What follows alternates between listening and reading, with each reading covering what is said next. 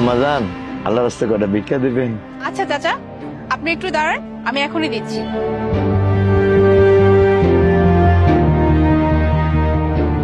কিন্তু চাচা, আমার কাছে তো এই 50 টাকা ছাড়া আর হবে না, আপনি এটাই রাখেন।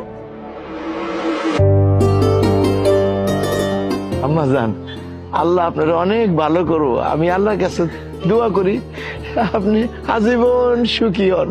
আচ্ছা আম্মাজান,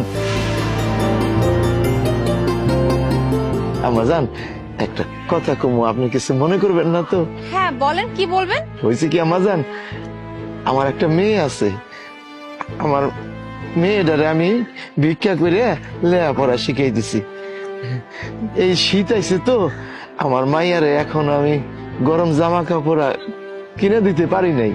ভিক্ষা করে যেই কয়টা টাকা পাই, মাইয়ার লেখাপড়ার খরচ আর খাওয়া দাওয়া আর কি চলে কোন রকম।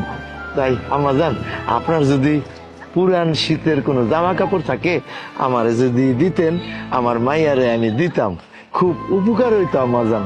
চাচা, আমি আমার পুরনো শীতের কাপড় না হয় দিলাম, কিন্তু চাচা একটা কথা বলেন তো, মানে আপনি যে আপনার মেয়ের কথা বললেন, এই মেয়ে ছাড়া কি আপনার আর কোনো সন্তান নাই?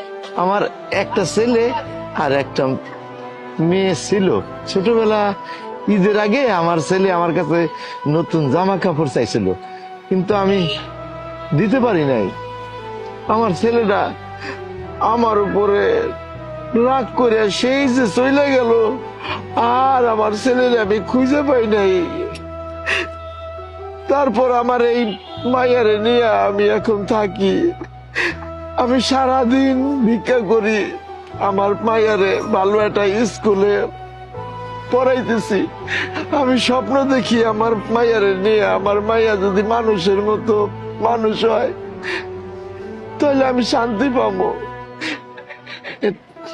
তাই আর কি আম্মাজান, আপনার কাছে আবদার করছি, আপনার যদি পুরান জামা কাপড় যদি থাকে তাহলে আমারে দিলে আমার খুব উপকার হবে। আমার মাইয়াডারে আমি এই শীতের মধ্যে পরাবো। আব্বা, তুমি এখনো বাড়িতে যাও নাই? চলো। তুই আবার কেন আইছিস? আমি তো আর একটু পরে বাসায় যাইতাম। না, তুমি চলো। রূপা, তুই? আর এই লোকটা কে? উনি আমার আব্বা, আর আমি আমার আব্বারে নিয়ে অনেক গর্ববোধ করি। আমার আব্বাই ভিক্ষা করে আমার এত দূর পড়াশোনা করাইছে। আমার যা কিছু জানার, যা কিছু বোঝার, আমি সবকিছু বুঝে গিয়েছি। তুই এক কাজ কর, তুই তোর বাবাকে নিয়ে এক্ষুনি আমার বাসায় চল। কেন যাবো?